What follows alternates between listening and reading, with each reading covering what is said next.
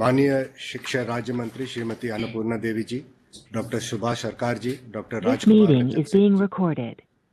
तथा माननीय कौशल विकास और एंटरप्रेन्योरशिप राज्य मंत्री श्री राजीव चंद्रशेखर जी, कौशल और शिक्षा के माध्यम से युवा शक्ति को सदुपयोग विषय पर आयोजित इस बजट वेबिनार में आपका स्वागत है। इस अवसर पर इंडस्ट्री, बिजनेस व एकेडमिक जगत से जुड़े सभी एक्सपर्ट्स, स्कूल्स, यूनिवर्सिटीज़ और राज्यों से जुड़े हमारे टीचर्स, स्टूडेंट्स तथा सभी ऑफिशियल्स का भी हार्दिक स्वागत करता हूं। बजट 2023 में कौशल और शिक्षा के माध्यम से युवा शक्ति को सदुपयोग करने के लिए 6 प्रमुख प्रायोरिटीज़ को बताया गया है, जिसमें मुख्य रूप से प्रधानमंत्री कौशल विकास योजना 4.0 के तहत ट्रेनिंग, इंडस्ट्रीज पार्टिसिपेशन और इंडस्ट्री रिक्वायरमेंट के साथ कोर्स अलाइनमेंट किया जाना है। इंटरनेशनल अपॉर्चुनिटीज़ के लिए युवाओं को कुशल बनाने के लिए अलग अलग राज्यों में skill India international centres establish किए जाने हैं। स्किल इंडिया डिजिटल प्लेटफॉर्म के माध्यम से स्किलिंग के लिए डिजिटल इकोसिस्टम का विस्तार तथा एंटरप्रेन्योरशिप योजनाओं की पहुंच को और अधिक सुगम बनाना है। साथ ही 47 लाख युवकों को स्टाइपेंड प्रदान करने का target national apprenticeship promotion scheme में रखा गया है। आज इस वेबिनार में सभी प्रमुख स्टेक होल्डर्स द्वारा विषयों पर विचार विमर्श किया जाएगा। इससे बजट 2023 के लिए हुए अनाउंसमेंट्स को लागू करने के लिए एक टाइम बाउंड प्रोग्राम बनाने में सहायता मिलेगी। मैं आभार प्रकट करना चाहूँगा माननीय प्रधानमंत्री जी का, जिन्होंने अपने बिजी शेड्यूल से समय निकालकर हमें संदेश दिया है। अब हम माननीय प्रधानमंत्री जी द्वारा इस वेबिनार के विषय पर दिए गए उनके वैल्यूएबल विचारों को इस संदेश के माध्यम से जानेंगे। नमस्कार साथियों, स्किल और एजुकेशन ये अमृत काल में देश के 2 सबसे महत्वपूर्ण टूल्स हैं। विकसित भारत के विजन को लेकर देश की अमृत यात्रा का नेतृत्व हमारे युवा ही कर रहे हैं। इसलिए अमृत काल के इस प्रथम बजट में युवाओं को और उनके भविष्य को सबसे ज्यादा अहमियत दी गई है। हमारा एजुकेशन सिस्टम प्रैक्टिकल हो, इंडस्ट्री ओरिएंटेड हो, ये बजट इसकी नींव मजबूत कर रहा है। वर्षों से हमारा एजुकेशन सेक्टर रिजिडिटी का शिकार रहा। हमने इसको बदलने का प्रयास किया है। हमने एजुकेशन और स्किलिंग को युवाओं के एप्टीट्यूड और आने वाले समय की डिमांड के हिसाब से रीओरिएंट किया। राज्य शिक्षा नीति में भी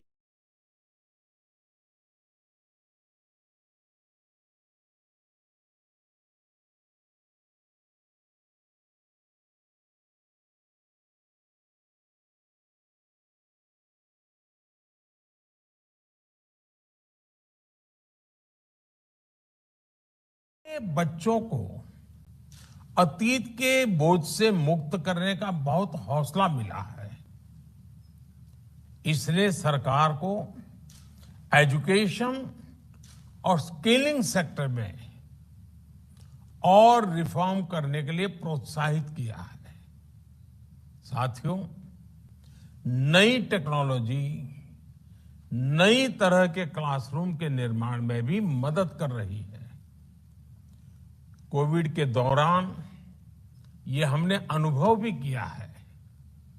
इसलिए आज सरकार ऐसे टूल्स पर फोकस कर रही है जिससे एनीवेयर एक्सेस ऑफ नॉलेज सुनिश्चित हो सके। आज हमारे ई लर्निंग प्लेटफॉर्म स्वयं में 3 करोड़ मेंबर हैं।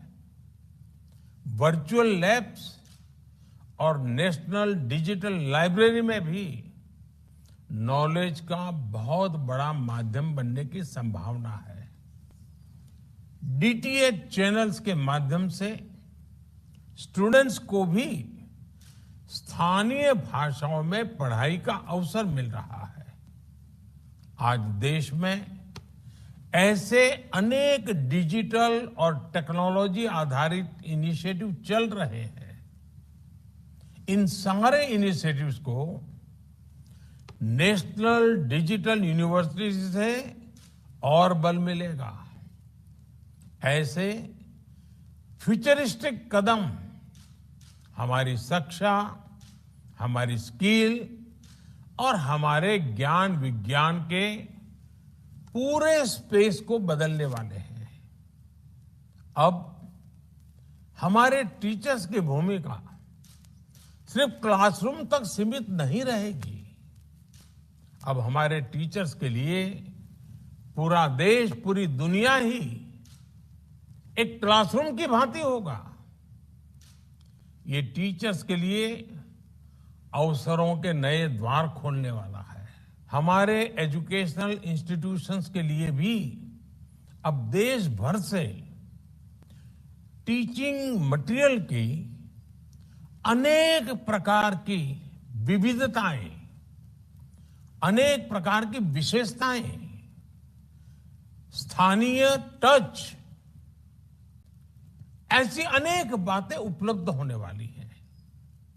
और सबसे बड़ी बात, इससे गांव और शहर से स्कूलों के बीच जो खाई होती थी वो दूर होगी। सबको बराबरी के अवसर मिलेंगे। साथियों, हमने देखा है कई देश ऑन द जॉब लर्निंग पर विशेष बल देते हैं। बीते वर्षों में केंद्र सरकार ने अपने युवाओं को आउटसाइड द क्लासरूम एक्सपोजर देने के लिए इंटर्नशिप और अप्रेंटिसशिप को फोकस किया है। आज नेशनल इंटर्नशिप पोर्टल पर लगभग 75,000 एम्प्लॉयर्स हैं। ये इंटर्नशिप की लगभग 25 लाख रिक्वायरमेंट पोस्ट कर चुके हैं। इससे हमारे युवाओं और इंडस्ट्री दोनों को बहुत लाभ हो रहा है।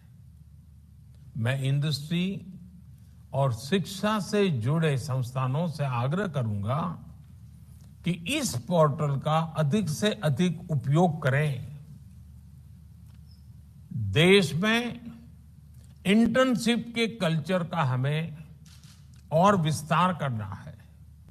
साथियों, मेरा ये मानना है अप्रेंटिसशिप्स हमारे युवाओं को फ्यूचर रेडी बनाने में मदद करती हैं। हम भारत में अप्रेंटिसशिप्स को भी बढ़ावा दे रहे हैं। इसमें हमारी इंडस्ट्री को भी उचित स्किल से जुड़ी वर्कफोर्स की पहचान करने में भी आसानी होगी। इसलिए इस बजट में करीब 50 लाख युवाओं के लिए नेशनल अप्रेंटिसशिप प्रमोशन स्कीम के तहत स्टाइपेंड का प्रावधान किया गया है। यानी हम अप्रेंटिसशिप के लिए वातावरण भी बना रहे हैं और पेमेंट्स भी इंडस्ट्री को मदद दे रहे हैं। मुझे विश्वास है कि इंडस्ट्री इसका भरपूर लाभ उठाएगी। साथियों, आज भारत को दुनिया मैन्युफैक्चरिंग हब के रूप में देख रही है। इसलिए आज भारत में निवेश को लेकर दुनिया में उत्साह है। ऐसे में स्किल्ड वर्कफोर्स आज बहुत काम आती है। इसलिए इस बजट में स्किलिंग पर बीते वर्षों के फोकस को हमने आगे बढ़ाया है।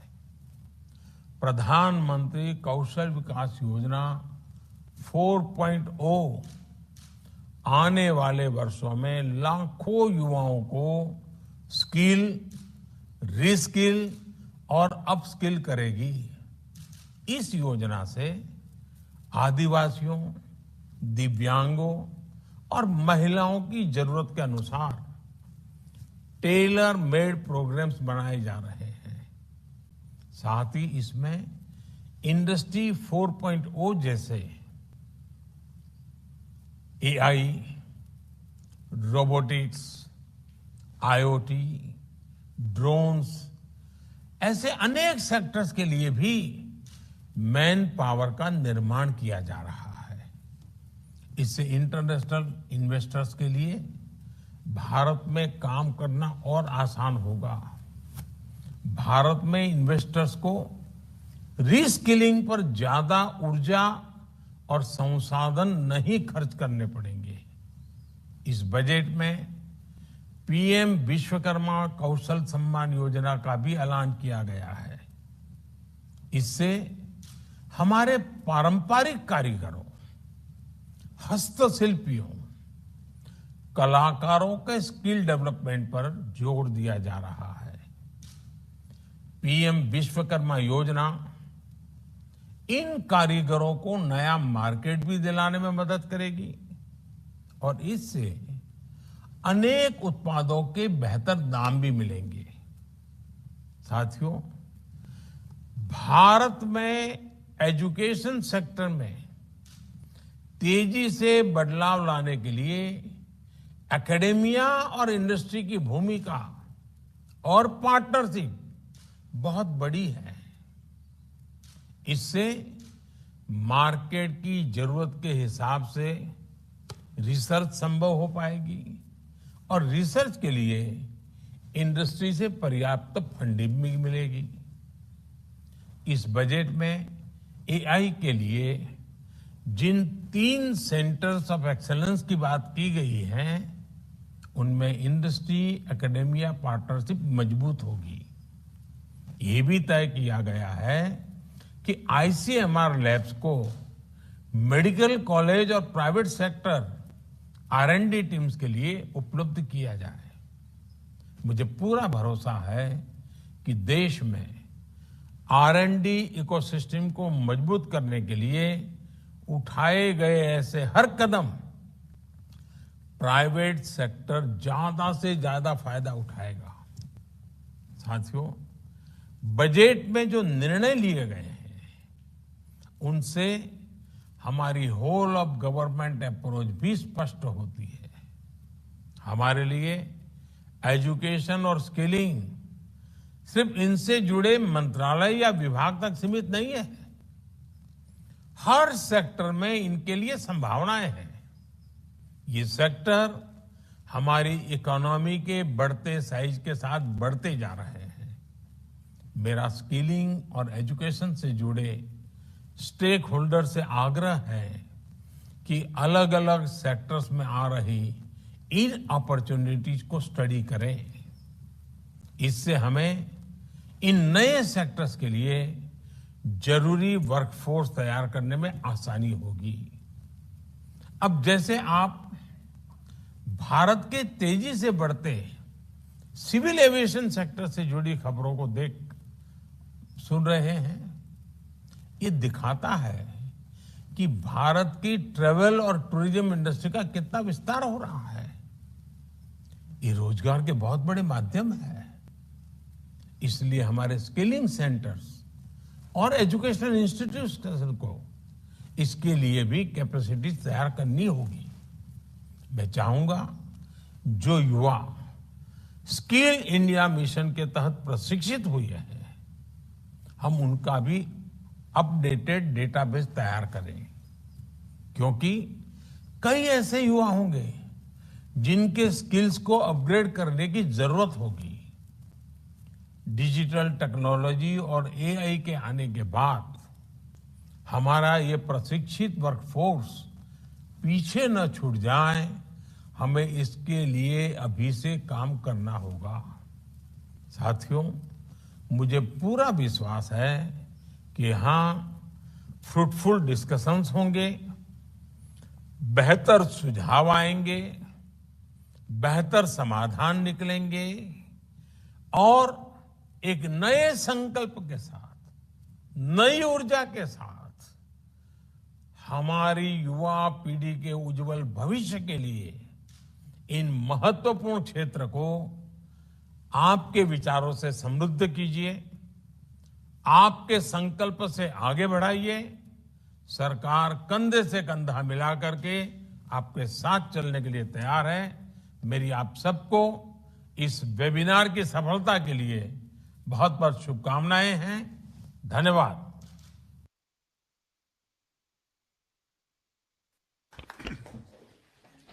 We thank the Honorable Prime Minister for his guidance and his inspirational words. We assure him that we will be working together in synergy to achieve the goals that have been set forth in the budget. Now I'll request the Secretary, Ministry of Skill Development and Entrepreneurship, Atul Tiwari ji, to kindly guide us on the next steps pertaining to his sessions. Thank you आदरणीय मंत्री जी, आदरणीय राज्य मंत्रीगण, अधिकारीगण और इस webinar से जुड़े सारे हमारे stakeholders, the union budget places a strong emphasis on empowering the youth with a focus on Amrit PD of Youth Power as a key priority under Saptarishi of Inclusive Development. The budget aims to reach the last mile, improve infrastructure, encourage investment while unlocking the potential for green growth, youth power and the financial sector, guiding the nation through the Amrit Kal. The budget not only aims to reimagine the education system to be more practical and industry oriented, but also emphasizes the importance of skill development to unlock the potential of Indian youth. The union budget has touched four major aspects of skilling. MSD is privileged to be part of this webinar today and seeks to engage with multiple stakeholders in translating the budget announcements to action on the ground, transformative in approach and aspirational for youths. The first announcement is about the launch of Pradhan Mantri Kaushal Vikas Yojana 4.0 with the objective to skill a large number of youth in the next 3 years, on-the-job training, greater industry partnership. E-age courses have been identified as the crucial pillars under this scheme.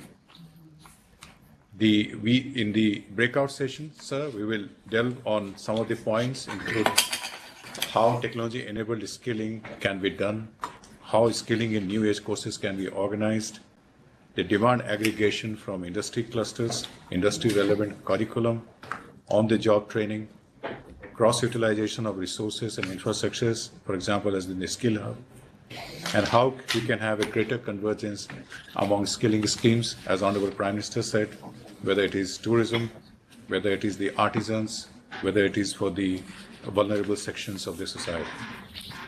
The budget has made another announcement about the Skill India International Centers, and there is a target of establishing 30 such centers with the objective of making India the skill capital of the world. In the breakout of building capacity for skill-based mobility, we will deliberate on the international good practices for regulated and fair migration, macro-enabling factors for international youth, for mobility of Indian youth, such as G2G mobility agreements, connecting with Indian diaspora, presence of Indian companies, etc. Supply-side challenges in identification and training of skilled youth for international jobs, capacity development, opportunities and challenges of Indian skilled workers, and validation of Indian qualifications in destination country, and importance of country and trade-specific assessments and certification. The budget also makes an announcement of Skill India Digital to reduce information asymmetry, improve discoverability of services, and offer lifelong learning opportunities to all citizens of the country. The Skill India Digital shall provide an entry point in the ecosystem for candidates and job seekers from different walks of life in school, school dropouts, out of education students, and lifelong learning. The Skill India is envisaged as a citizen-centric platform which ensures citizens at the center of all services available on the platform. The breakout session on the digital public infrastructure for skilling, Skill India digital platform, we deliberate on some of the finer aspects of making Skill India digital a game changer for the skilling ecosystem. The final announcement related to skill is about the national that 47 lakh youth will provide a stipend through direct benefit transfer under National Apprenticeship Promotion Scheme, which has been announced. In the webinar on promoting internship as a school-to-work transition, panelists will deliberate on the way forward. For example, increasing greater participation from states and industries in NAPS 2, readiness of DBT under NAPS, user-centric reforms to attract youth under NAPS, effective value realization for apprenticeship for youth. Sir, I look forward to all these deliberations, which shall help the ministry in taking forward the transformative agenda of the government to make India as the skill capital of the world. Thank you. Thank you, Mr. Tiwari. Now, can I request Secretary School Education and Literacy, Shri Sanjay Kumar ji, for his words. बहुत बहुत धन्यवाद माननीय मंत्री शिक्षा और हमारे माननीय राज्य मंत्री शिक्षा और हमारे सहयोगी सचिव उच्च शिक्षा, स्किल डेवलपमेंट एंड एंटरप्रेन्योरशिप और हमारे सभी पदाधिकारीगण और इस वीडियो कॉन्फ्रेंसिंग के माध्यम से जुड़े हुए हमारे सभी स्टेक होल्डर्स। सर्वप्रथम मैं माननीय प्रधानमंत्री जी को उनके दिग्दर्शन के लिए और उनके दिशा निर्देश के लिए मैं उनके प्रति आभार प्रकट करना चाहूँगा कि उन्होंने हमें एक रास्ता दिखाया है कि किस प्रकार से कौशल और शिक्षा को आगे बढ़ाना है और कौशल और शिक्षा एक दूसरे के पूरक हैं। यदि अच्छी शिक्षा हो तो हम कौशल भी आसानी से पिकअप कर सकते हैं और उसका रिवर्स भी उतना ही सही है। अमृतकाल के इस प्रथम बजट में जैसा कि माननीय प्रधानमंत्री जी ने हम लोगों का ध्यान आकृष्ट कराया है, शिक्षा विभाग के लिए बहुत ही महत्वपूर्ण रहा है। 1.12 लाख करोड़ रुपए का जो एजुकेशन बजट हुआ है, ये अब तक का सबसे अधिक बजटीय अनाउंसमेंट रहा है और इसके तहत मूलतः 2 ऐसे बिंदु हैं जिस पर आज हम इस कॉन्फ्रेंसिंग के माध्यम से चर्चा करने वाले हैं और दोनों बिंदुओं पर एक है जो हमारे शिक्षकों के से जुड़ा हुआ है। माननीय प्रधानमंत्री जी ने कहा कि शिक्षकों की भूमिका विद्यालयों के तहत ही सीमित नहीं रहती है और यदि हम अपनी ज़िंदगी में भी जब वापस कभी देखते हैं तो देखते हैं कि शिक्षकों की भूमिका हमारे व्यक्तित्व के निर्माण में बहुत ही अहम रही है और कहीं ना कहीं उनके द्वारा जो हमें गुर सिखाए गए हैं, उन गुरों पर ही चलते हुए हम आज वहाँ पहुँचे हैं जहाँ पर आज हम हैं। तो 2 हमारे प्रमुख अनाउंसमेंट हमारी माननीय वित्त मंत्री ने बजट के दौरान किया था, जिस पर आज चर्चा की जाएगी। पहला है वो है टीचर्स ट्रेनिंग पर और मैं थोड़ा पढ़ना चाहूँगा कि माननीय वित्त मंत्री ने कहा था कि teachers training will be re envisioned through innovative pedagogy, curriculum transaction, continuous professional development, district surveys and ICT implementation. District institute of education and training, जिसे हम डायट्स कहते हैं और ये देश के हर जिले में एक डाइट स्थापित है, will be developed as a vibrant institute of excellence for this purpose. मुख्य इसका बिंदु ये है कि किस प्रकार से राष्ट्रीय शिक्षा नीति में जो परिकल्पना की गई है कि हमारे पास बहुत ही एम्पावर्ड टीचर्स रहें, उनको हम कैसे विकसित करें और शिक्षकों को उनकी जो अहम भूमिका है बच्चों के व्यक्तित्व के निर्माण के लिए किस प्रकार से उनको हम जोड़ सकें। दूसरी बात है कि शिक्षा और किताबों का एकदम पूरक रिश्ता है। यदि हम शिक्षित होते हैं तो हम किताबों को पढ़ते हैं और किताबों के पढ़ने से एक नई दुनिया हम देख पाते हैं। तो जो दूसरी बिंदु है वो है a national digital library for children and adolescents will be set up for facilitating availability of quality books across geographies, languages, genres and levels and device agnostic access States wish to set up physical libraries for them at panchayat and ward levels and provide infrastructure for accessing the National Digital Library Services. मैं आपको बताना चाहूँगा कि हमारे पास पूरे देश में अभी लगभग 10.5 लाख गवर्नमेंट और गवर्नमेंट एडेड विद्यालय हैं और इन विद्यालयों में लगभग 8 लाख विद्यालयों में हमारे पास फिजिकल लाइब्रेरीज हैं। लगभग 4,30,000 विद्यालयों में रीडिंग कॉर्नर्स हैं और 5 लाख से भी ज़्यादा विद्यालयों में बुक बैंक्स हैं। लेकिन ये फिजिकल हैं और नेशनल डिजिटल लाइब्रेरी यदि हम बनाते हैं तो किस प्रकार से इन किताबों को, कौन सी किताबों को किस प्रकार से और भाषाई जो संतुलन है पूरे देश में उसको मेंटेन करते हुए कैसे हम उसको विकसित कर सकते हैं, उस बिंदु पर आज हमारे वृहद चर्चा होगी और हम आपके सुझावों के लिए आकांक्षी हैं। हम अभी ये जो सेशन है इसके समाप्ति के पश्चात हम 11:30 बजे फिर से मिलेंगे और हम लोगों ने जो शिक्षा विभाग के 2 डिस्कशंस हैं उसको थोड़ा सा स्टैगर किया है। तो पहला जो है नेशनल डिजिटल लाइब्रेरी का, उसे हम 11:30 बजे प्रारंभ करेंगे और जो डाइट के रिस्ट्रक्चरिंग के लिए और शिक्षकों को एम्पावर करने के लिए जो चर्चा है वो हम 11:40 पर करेंगे। लेकिन मेरा आप लोगों से सादर अनुरोध है कि 11:30 बजे जो हमारे वेब लिंक्स दिए गए हैं उससे आप जुड़ें और इस चर्चा को हम आगे बढ़ाएं। अंततः मैं एक बार फिर अपने माननीय प्रधानमंत्री जी के प्रति अपने आभार प्रकट करते हुए अभी के लिए जो हमारी उद्बोधन है उसको हम समाप्त करते हैं। धन्यवाद। Thank you, Sanjay. I thank the Honorable Education Minister and the Ministers of States for their valuable time in participating in this session and look forward to their participation in the evening when the reports of all the committees are also to be presented to them. I thank one and all and look forward to all of you joining in at 11:30 today in the respective